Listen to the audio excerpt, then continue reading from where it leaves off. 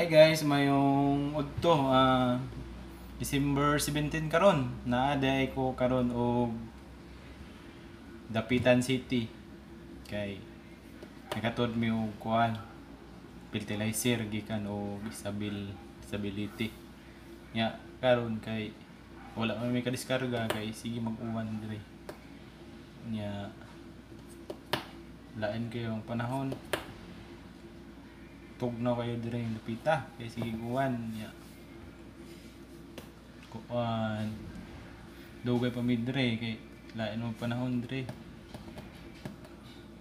Usab na mo ang next port kay Cebu nya basin dito may magpasko nya basin makauli ko kay basin wala na yung COVID ang mahurot na ang COVID samo kining COVID eh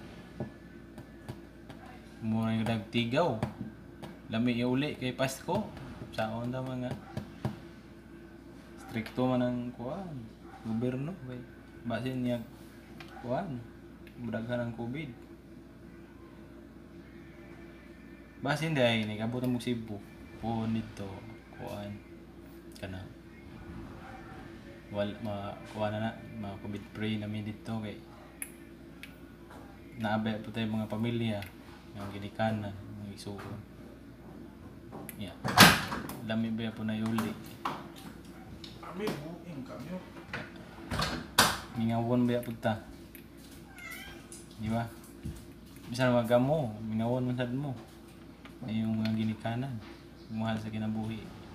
Kay Pasko ba na ya, wag kinausang mo tanan. Sad lang ko karon kay akong mama. Nag-video call mi ya. Nag-uul kay dugay ba mi mo makita kay tungod aning lockdown. Sa tiga.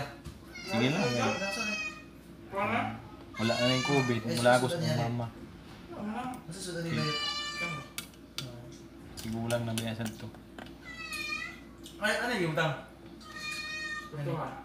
Sabo na. Luitan ko sa kong mama. Yung buyurot.